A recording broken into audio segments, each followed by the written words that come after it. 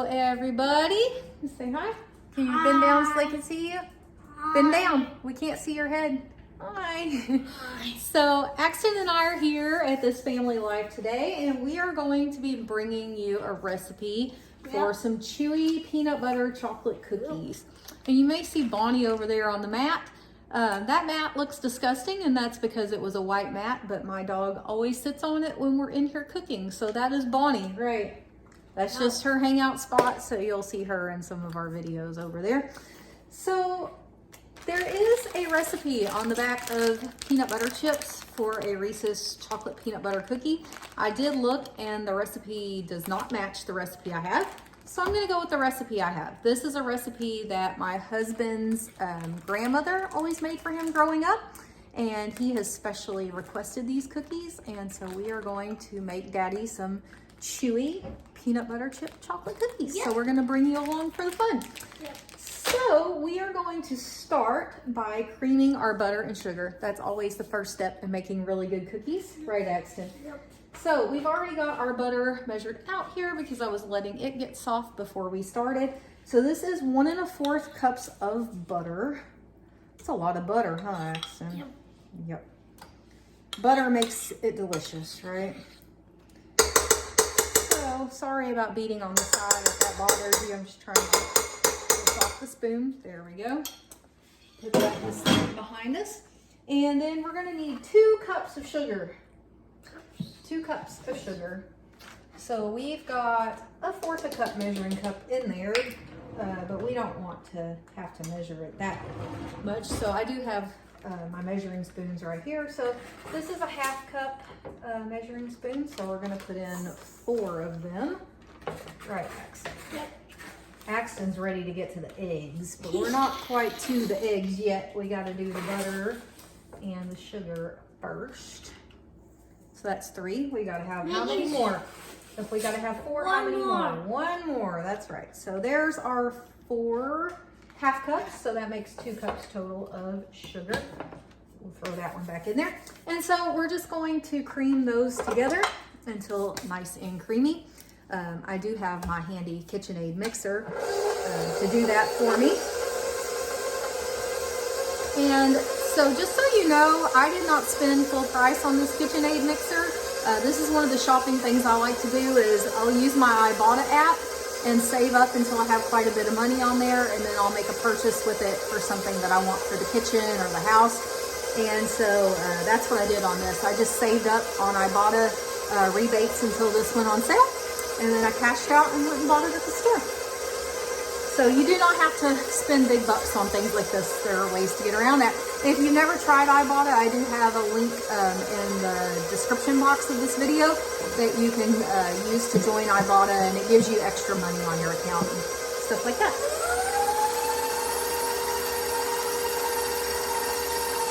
All right, so we've got our butter and our sugar cream together, so I'm just gonna mark those off of my list.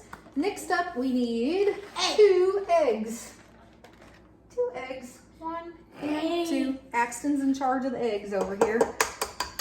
So we're gonna pop those in there. You know, guys, I never thought I would see the day where I was buying the brown eggs at the store, but honestly, oops, can't get this one to crack. The last couple of times I've been, okay, this one does not want to crack. There we go, maybe. The last couple of times we've been to the grocery store, dang it, this egg just does not want to crack anywhere. I know. Man, okay, hold on. We're gonna try a different one. I don't know why that one doesn't want to crack, but I'm already getting eggshell in my cookie, and we don't want that. Here, let's just grab a different one. I never thought I would see the day where I would buy these at the store for over $4 for a dozen of eggs, but we're there now. So inflation's getting everybody, I know. I'm just gonna grab a towel here to wipe my hand on. But that's just kind of how it is right now. So that is the cheapest deal they had at Target. And Axton's gone to get candy. See how well he lasted into cooking these. I'm just gonna throw these eggshells away real quick, and this one egg that just did not want to crack. No matter how or where I hit it, it just didn't want to crack. So yeah, that's okay. All right, so we've got our eggs in, and then we need our vanilla. This recipe calls for 2 teaspoons of vanilla. Normally, I don't measure vanilla. I'll just go with my heart, let it lead the way. But since I haven't made these cookies before, I think we will follow the recipe the first time. So it calls for 2 teaspoons of vanilla. I am almost out of the real vanilla. So if I don't have enough, I've got just some good old imitation vanilla. That will work for the remainder. So we'll see how far we get here. Yep. 1. Oh, good. We're good. Yep, we're good. We're good. Yep. We have plenty, so we don't have to use the imitation vanilla today. All right, we'll put that over there in case we need it again. And we're just gonna go ahead and cream the eggs and vanilla in with our sugar and butter.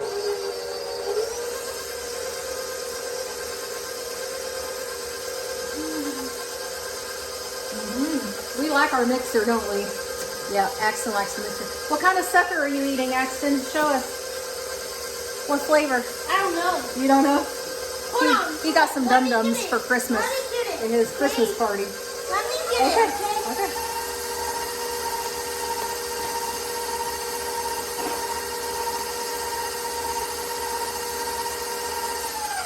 All right, so that just took just a minute or so to mix up. I did not grab a spatula to get this off of the fruit punch, off of the beater. So let me grab one of those.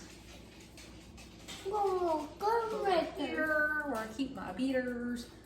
I thought I had everything out in advance. Sorry guys, I did not. So I thought while we're making these, I'd just kind of give y'all a little life update. We've had a lot going on here recently. Axty Poo's been in school. My daughter has actually changed her name. So if you've heard me refer to Gracie in the past, she never really liked that name. And so she wanted to start going by Amber. And so we've been going through the process of legally getting her name changed. Let's just get it real quick.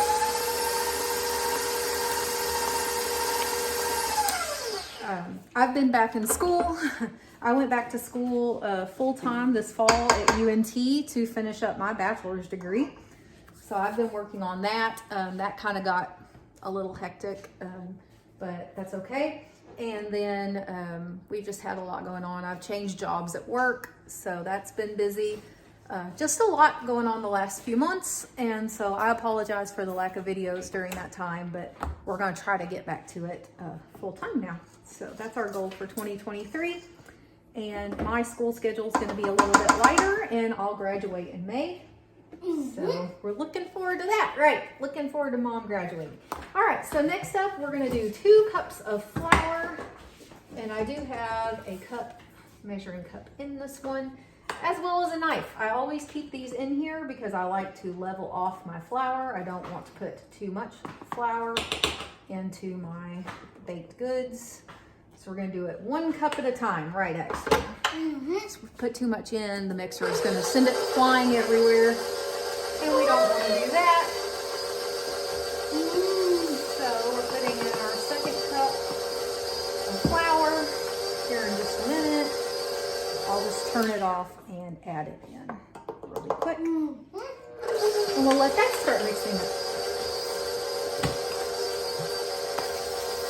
So I hope everybody had a good Christmas, a good Thanksgiving. We went up to Oklahoma for Thanksgiving. For Christmas, we just stayed around our area. Went to my mother-in-law's for a couple of days. So it was all good times. So we've got our flour in. So the next thing we need is 3/4 a cup of cocoa. The recipe called for Hershey's. I don't have any Hershey's. I have Great Value, and I also have some Nestle Toll House. So we're just gonna go with what I have. I'm not gonna, make a special trip to the store for one ingredient that I don't have. So this will work for this time. Plus, I don't know how long I've had this cocoa. I mean, it's still in date, but we're gonna get rid of it. There's no reason to go buy any more when we've already got some. So, in fact, I don't know. Both of these may be open. We may be able to put these together. They are. Both of them are open. See, let's part of the fun is figuring out why do I do things like that? Why do I have multiple open containers of the same thing? No telling. So we'll get rid of this one. As you can see, it was still good until 2025, so no reason to rush back to the store to get another brand of cocoa. Just use what you have. It'll be fine. So I'm going to go ahead and start mixing in the cocoa. These are chocolate cookies, so got to have the cocoa in there. And we're going to add 1 teaspoon of baking soda. So I'm just going to use the same spoon that I already used. Just rinse it off over here. And we find got more towels over here behind me, so no worries there. So I will say, my husband and I are not big sweet eaters now. He probably is a little bit more than I am. But we've both been on a weight loss journey. So you may know from some of my previous videos, I started out at 243 pounds. I had the gastric sleeve surgery. And I hit my weight loss goal. I'm actually down, my goal was 125. I'm sitting at 122. And my goal for the next year is actually to get in the gym and start gaining some muscle. So I may not stay at 122, and that's okay. But that's a good healthy weight for my height. So I'm happy there. My husband started at 270 and he is almost in the 220s now. So good job, babe. If you see this video, I'm really proud of you and all your hard work. Okay, so I've added in 1 teaspoon of baking soda and then ½ teaspoon of salt, approximately ½ teaspoon of salt. So I'm gonna let this, okay, my mixer, woo, just didn't want to go and now it wants to go like crazy. I'm not sure what happened there. Give it one last good mix there. You can see it doing its thing. Because we're gonna hand stir in the peanut butter chips. Really? Yeah, really. That perked up Axton's interest over there. As y'all may know, Axton likes to be in the videos, but he doesn't necessarily hang out with me the whole time. So you'll see him come in and out of videos kind of as he wants to. That's kind of always been our deal. Like, he is not required by any means to be in videos. We just let him come and go as he likes to. So he likes to say hi to you guys and hang out and stuff from time to time. Right, Axton? Yep. All right, so got a little bit on my mixer there. That's okay. All right, so all I'm gonna do is pop this off of here. I'm gonna give it a good stir just to make sure all of our ingredients are well combined. Looks pretty good. I don't see any powder on the bottom that would tell me that there's flour or anything that didn't get mixed in. It looks really good. Nice and combined. So now we're gonna add our chips. My recipe calls for 2 cups of peanut butter chips or 12 ounces. This is the package I picked up at the store. They are 10-ounce packages. That is all my store had, was these packages. And so these cookies are gonna get 10 ounces, not 12, because I'm not going to open up a whole nother bag of chips just to put in a little bit. So I will say that my store that I went to today, which was Chewy, did not have any choices for peanut butter chips except the Reese's. I don't know if your store would have other choices or not. You would just have to check out your baking aisle and see what you have available to you. So I'm just gonna mix these in by hand, and I'm just gonna keep doing that until everything's well combined and mixed up. And looks like we got an even number of chips throughout all the cookies. Now I will say that this recipe does call for more ingredients than the one on the bag. So if you wanted to use less things, maybe make it by the bag recipe. But like I said, these are the cookies my husband grew up on. So we're gonna make them the way his grandmother made them, because this was his special request. He really wanted some of these cookies. So there it is with the chips mixed in. And then I'm just going to use my little cookie ball maker that I have just because it helps them all be the same size, thickness for consistency, for baking evenly. And this recipe says it's going to make 4.5 dozen cookies. I don't know about that. We'll see how far we get with the little cookie scoop. What is this? This is a nail file. So it's probably to file down some rough edges or something. So Axton's kind of over there at the table playing with one of his Christmas toys. He got like a solar powered discovery kit. You can make all sorts of things, and then you charge it with the sun's light and then it will move. So he's checking that out. So I'm gonna stop the video here for just a second. I wanna clear off this area, bring my cookie sheet over here, and then we'll ball out the first cookies and we'll get them popped in the oven. So I'll be back in just a minute. All right, so we've got everything put away. Axton's back and full of sugar. So we're gonna start putting these cookies on the cookie sheet.